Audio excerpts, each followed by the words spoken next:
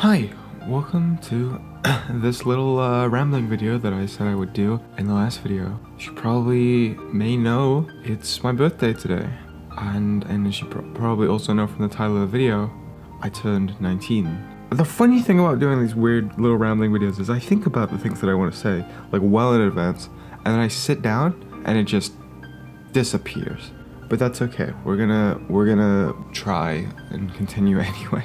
Okay, I'm gonna edit this in here because I forgot to do it, but it was meant to be at the beginning of the video, and I'm just gonna leave a little trigger warning here just in case, because I want this to be a very hopeful video and not a depressing one. But I have been through a lot, and there will be mentions probably of things like trauma and abuse and just depression. So if that isn't for you, you can feel free to skip this one. That's okay. Yeah, I didn't really go into detail about why I wanted to make this in the last video, but I thought this would be a nice little way for me to sort of take stock. More than I already do, because I journal very regularly, but do one of these, each year, just to really see how far I've come and things that have changed, and just talk about what I've learned in the past year or so of living. Obviously this one is the first one of these. Hopefully first in a long line. Hopefully I don't fucking die this year. so that I guess I can broaden the scope a little bit and talk about a bit more than just the past year to get people caught up to speed, I guess. So yeah, it's my 19th birthday. That is pretty crazy. I think with every year that passes, I realize it's sort of crazy because sometimes you don't expect to make it this long. I'm not doing anything to really celebrate today, unfortunately. I have college, but I'm gonna, call with some friends later. But that's about it. I guess the biggest, most prudent question to ask in these videos is, am I happy? And the answer is definitely a resounding no. But I definitely think that maybe not in the past year as a whole, but in the past few months, I've gotten a lot closer to a point where I'm starting to feel somewhat fulfilled or content with my life. It's hard, and I mentioned this in the last video. Happiness is a real weird thing because I feel like it implies that I'm happy with everything in my life, or I'm content with in all areas, and that's not really gonna happen, I guess, until I've achieved a few more of my long-term goals. So I sort of rephrase the question of what can I do to be content or fulfilled right now instead. I might need to blow my nose. Fuck.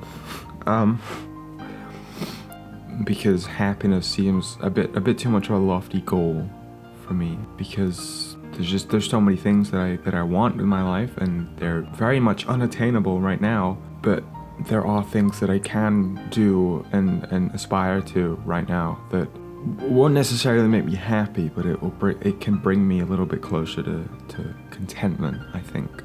Yeah, and we'll talk about that more as the video goes on, because there's a lot of things that have led me to that point and led me to learning the things that I have learned and whatnot. Really the past 3 years of my life have been all about change. Each year have been in like a new place. This is the first year in a while where I haven't been in a new place at the start of when my birthday rolls around, but I already know that next year I will be in a new place. So it is still, the theme of change is still very much present, I think. And more so, I think this year maybe my location hasn't changed, but I think I definitely have. To give a little context, 3 years ago I got out of a really awful situation and living with a just real awful human being. I don't want to get ahead of myself here, but since then it's been very up and down. Being on your own at 16 and being the only one in your corner at that age, and having to fight a system that really doesn't give a shit about you to get what is right for yourself. Because it's very much still they want to intervene as little as possible, if possible. That's the way that those kind of child services work. Having to deal with that on your own at 16, I don't think you can really appreciate how difficult that is unless you have gone through it. It fucking sucks. It really does, and it fills you with even more anxiety than than you already had because of the things that led you into being in contact with those services. It's very fucking stupid. Just all around not great. But you know, I did manage to get through that. But I think I've spent a long time thinking that I just need to move on from everything that happened. I'm fine and I need to get going and just forget about it. And that doesn't work. It just doesn't. I think when you go through something traumatic, you have this ideal in your head of what life is going to be like if or when you get out of that situation, and you start thinking that, oh, once I get out, everything will be fine and I can finally live my life because this thing that is affecting me has left. It's no longer present, but it doesn't leave. It just doesn't. Whether it is the memories fucking with you or you know, your brain coming up with ways of how this could somehow resurface and just messing with you. And with me especially, some of those fears are not ungrounded because the just awful person that was behind that situation repeatedly makes attempts to force their way back into my life. And that doesn't help either. That's fucking terrifying, and I'm still terrified of that. Or just how it affects your behavior to the day-to-day. As I said in the last video, I've been going through a lot of therapy, and as I do that, I realize more and more just how much this has affected me, and the biggest aha moment of going through all that was like, oh, the way that I am with my friends, I'm like trying to I'm very much a people pleaser, but the way that I am, you know, in terms of that is because doing that kept me safe back in the day, you know, just not having any boundaries, just doing whatever someone wants of me. That kept me safe. It is an old coping mechanism that no longer keeps me safe and is more of a detriment. And I think that is a very much shared experience of people that have been through trauma and abuse. And my point in saying this is that I think this was the year that I really realized that, oh, I need to get help. And it really, you know, I really internalized the idea that it's not me, and it doesn't reflect bad on me that I can't just get past this in a day.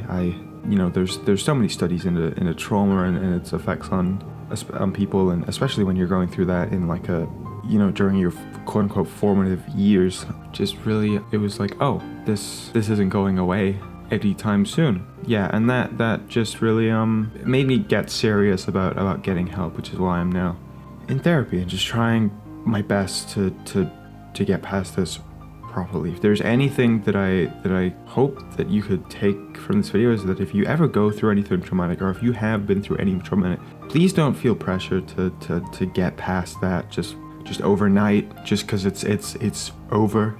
It's not gonna leave you, and that's not your fault. It is terribly difficult, and I know for myself that I'm not necessarily ever gonna get over it fully. I just have to build more positive things around it. And honestly, what I was saying about like the awful person repeatedly trying to get back in my life, that is every year around my birthday, that is a fear that arises, because it's very much typically around birthdays or holidays that she'll make her bigger attempts. Particularly last year, I've had my voicemail turned off for the past year because of things that happened around my birthday last year, and I just can't switch it back on because of that. And I know for a fact that at some point, because of how they are and their intrusive attempts to just force their way back into my life despite my wishes, they're gonna come across this channel at some point. And maybe they're even watching this right now. And there is the part of me that is fucking just incredibly afraid of that. But I don't care. I know. Well, it's not that I don't care. But that is my truth, and I'm not gonna let anyone take it away from me again. And I've finally accepted that. Thanks to my friends, the little bit of family that I have left, and my therapists. She really is a fucking awful person that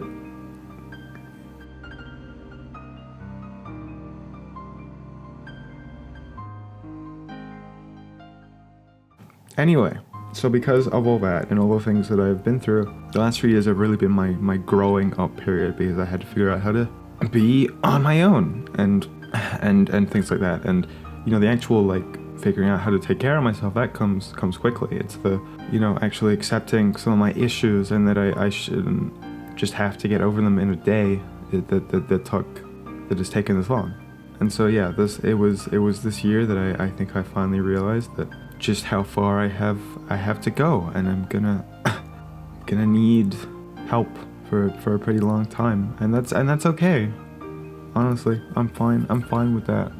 It's more, it's more than just the physical location that has changed for me over the past 3 years. I definitely feel like I've accomplished a lot more than I did in the years before that, where things were very much the same every day for a very long time. I've done all kinds of things, like getting really high grades at college, and catching up on my math and English GCSEs, because I didn't have the opportunity to take those, and getting like supposedly one of the highest grades in the history of the college, particularly on the English GCSE. It's not a very good college. So that's great, but I think the most important thing for me, as I think a lot of people know, is the fact that I've finally made progress in my transition.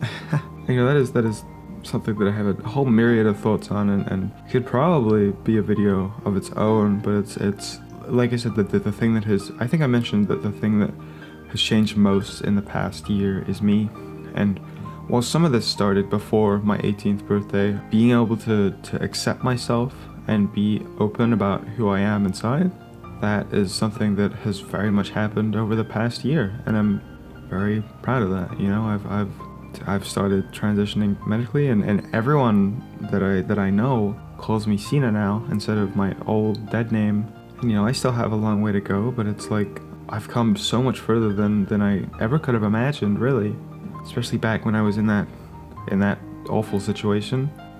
I wasn't sure that I was ever going to be able to come out, but I met people that were caring enough for me to believe that if I told them who I am, that things would be okay. And that is exactly what happened. Coming out in real life for the first time was one of the scariest thing I've ever done, probably top 3 scariest things that I've ever done. And that person told me to hold my head high, and that was really impactful for me. And on the topic of that, I think the hardest thing for me, at least right now, because I'm in a place where I'm pretty comfortable with myself and how I'm progressing, the hardest thing for me is my voice. And it also does not help that now that I'm making these videos, I'm hearing my voice a lot more often, and that can suck.